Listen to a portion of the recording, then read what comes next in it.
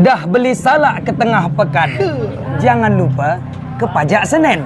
Kalau dah buka channel Abah Sopwan, jangan lupa subscribe, like, and comment.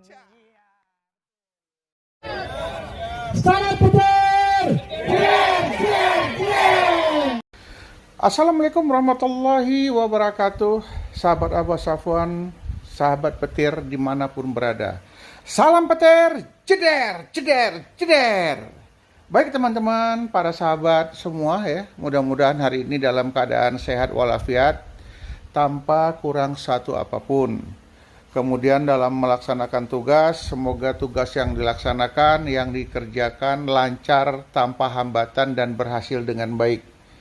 Tetap jaga kesehatan, tetap jaga kondisi dalam situasi bagaimanapun juga. Teman-teman sahabat petir ya, apapun yang teman-teman pikirkan sama seperti apa yang saya pikirkan. Jadi pemikiran kita sama.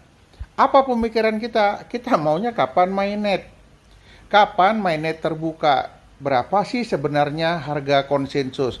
Cuman itu yang kita pikirkan, yang lain nggak ada. Kalau dia sudah mainnet terbuka, kemudian nanti harga konsensusnya udah jelas, kita sudah tahu. Ya, paling yang kita tunggu kapan mulai berlaku diterima sebagai alat pembayaran yang sah di berbagai tempat, di berbagai negara. Itu saja yang kita inginkan. Kita sahabat petir ini tidak muluk-muluk keinginan kita, hanya itu saja. Jadi jerih payah kita yang menambang selama ini bisa membuahkan hasil sesuai apa yang kita harapkan. Ya, kalau berhasil, insya Allah berhasil. Tapi kapan waktunya, ini belum ada yang tahu. Berapa nilai per koinnya, masih belum ada yang tahu. Semuanya situasi masih menunggu. Namun, gebrakan, dorongan yang namanya Picoin ini membuat ketar-ketir berbagai macam negara. Ya, jadi banyak hal yang bisa kita lihat. Salah satu contohnya, mau tidak mau, negara harus beralih ke uang digital. Karena simple, yang kedua irit biaya. Kemudian prosesnya cepat, tidak menunggu lama. Dan ini tidak bisa dipungkiri oleh perbankan dunia ya. Jadi kita bicara cryptocurrency, kita bicara uang digital, kita bukan bicara tentang di Indonesia saja. Kita berbicara di berbagai negara. Dan berbagai negara sudah memperhitungkan ini semua, ke depan harus uang digital. Tidak ada lagi uang fiat, uang kertas, uang logam. Semuanya sudah mengarah ke uang digital. Ya. Ini yang perlu kita ketahui. Perkembangan cashless society, kini sejumlah pihak beranggapan keberadaan uang kertas dan logam mulai kehilangan eksistensinya.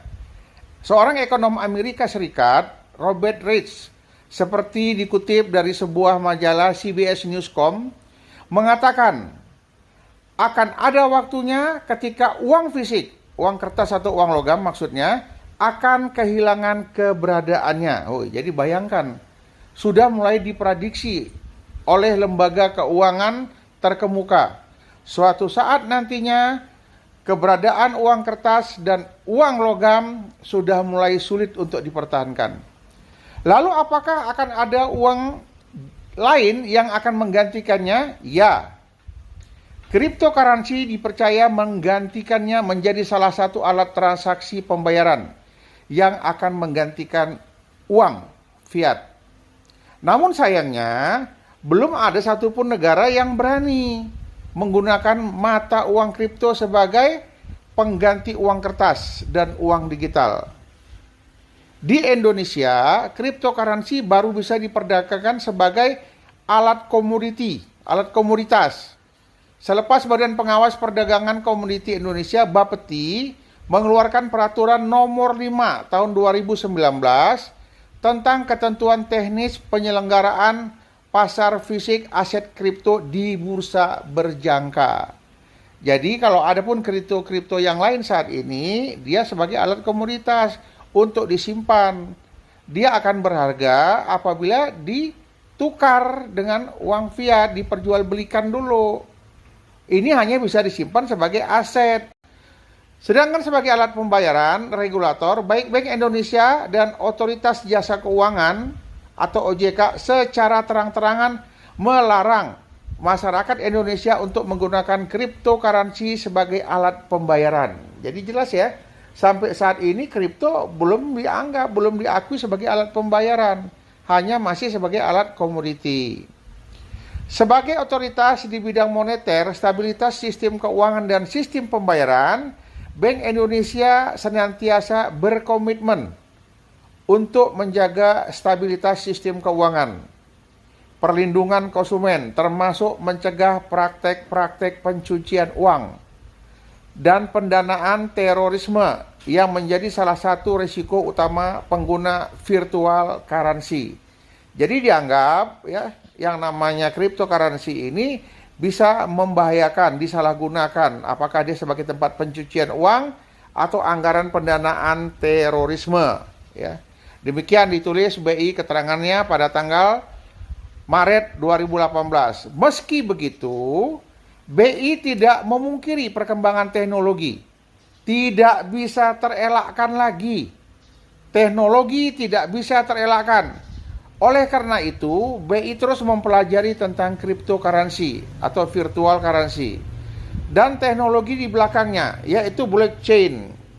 Ketua Umum Asosiasi Blockchain Indonesia, Muhammad Devito Dungio, atau yang lebih akrab ya disapa Om Ham, menjelaskan teknologi blockchain yang merupakan teknologi pembentuk cryptocurrency memang sangat penting untuk pengembangan industri keuangan saat ini. Sebab di dalam blockchain terdapat teknologi distributed ledger yang bisa digunakan untuk mempercepat proses statement yang biasanya dilakukan oleh RTGS pada perbankan. Sejauh ini, beberapa negara sudah menaruh perhatian besar terhadap perkembangan blockchain tersebut. Salah satunya adalah bank terbesar dunia, yaitu JP Morgan, yang mulai mengembangkan aset kripto sendiri. Ya. Jadi JP Morgan dia menciptakan uang digitalnya sendiri. Tetapi perlu diketahui, uang yang diciptakannya sendiri yang hanya bisa digunakan di negaranya sendiri dan tidak bisa digunakan untuk negara luar. Secara fungsi, menurut Om Han, kripto aset bisa menjadi salah satu media bertransaksi aset kripto. Dapat digunakan sebagai media untuk memindahkan nilai dari satu titik ke titik yang lain, manapun di seluruh dunia, tanpa melalui pihak ketiga. Menjadikan aset ini berpotensi menjadi alternatif media untuk bertransaksi, katanya. Namun, untuk menjadikannya sebagai alat pembayaran yang sah di tanah air, Om Ham mengungkapkan hal tersebut harus mendapatkan persetujuan undang-undang. Pasalnya, berdasarkan Undang-Undang Nomor 7 Tahun 2011, alat pembayaran yang sah di Indonesia adalah rupiah. Ya. Jadi teman-teman agar mengetahui, sampai hari ini, sampai detik ini, tidak satu pun kripto boleh sebagai alat pembayaran yang sah. Kenapa? Kripto-kripto ini hanya terbatas di beberapa negara. Beda dengan Pay Network. Yang namanya CoinPay ini sudah dipakai, sudah dikerjakan oleh lebih kurang 230 negara. Jadi hampir semua dunia mengenal yang namanya Pay Network, uang kripto, CoinPay ini. Kalaulah CoinPay ini sudah berlaku, sudah ada di berbagai negara, tinggal melegalkannya saja. Kalau macam Bitcoin, ini hanya di negara-negara tertentu. Begitu juga mungkin .g, kemudian yang lain sejenisnya ya. Ini hanya ada di beberapa negara. Di samping hanya sebagian negara yang tahu. Kemudian untuk alat penggalinya, kalau Pay Network cukup dengan handphone, tapi kalau kripto yang lain memerlukan node ya. Node itu harganya mahal, puluhan bahkan ratusan juta satu komputer. Itulah yang digunakan sebagai alat tambang mereka. Kalau kita, alat tambang kita hanya menggunakan handphone. Jadi dia simple, segala sesuatu mudah dikerjakan.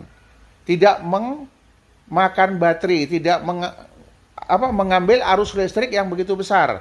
hanya tenaga listrik baterai handphone saja. Kalau Bitcoin ini sudah terbukti di mana-mana terjadi krisis listrik gara-gara alat-alat komputer node mereka yang mereka gunakan sebagai alat tambang. Bahkan ini dimiliki oleh pemodal-pemodal besar, orang-orang kaya. Jadi satu orang memiliki alat tambang bisa lebih kurang sampai 1.000, kadang 5.000 komputer. Bayangkan kalau satu komputer 100 juta, kalau mungkin 1.000 komputer atau 10.000 komputer, berapa banyak uang yang harus digunakan. Satu komputer memakan daya listrik yang cukup besar. Sampai ada negara yang berteriak, gara-gara penambangan Bitcoin, arus listrik di negara itu berkurang, merosot padam. Akhirnya beberapa negara mengambil tindakan melarang menggunakan node dalam rangka menambang, menggali koin-koin yang diberlakukan bagi mereka. Dan alhamdulillah kita hanya menggunakan handphone aman sampai saat ini. Ini hanya butuh regulasi saja. Seandainya nanti sudah mainnet terbuka, maka yang namanya Bitcoin akan dipertimbangkan di berbagai negara. Karena andai kata diberlakukan, ini bisa untuk di berbagai negara. Karena rata-rata negara saat ini sebagian besar ya sudah melakukan barter, walaupun secara kecil-kecilan. Mereka sudah mulai memberlakukan koin Pi di tingkat restoran, toko baju, toko elektronik, dan lain sebagainya. Kita berdoa saja, semoga cepat mainnet terbuka, ya, cepat open mainnet, kemudian teman-teman pada KYC semua, yang namanya KYC itu pasti dan semuanya akan mendapatkannya. Begitu mainnet terbuka, regulasi di masing-masing negara akan berubah. Disitulah nanti akan diberlakukannya koin Pi sebagai alat pembayaran, uang digital resmi. Demikian mungkin informasi yang dapat saya sampaikan kepada teman-teman. Salam petir, jeder, jeder, jeder. Assalamualaikum warahmatullahi wabarakatuh.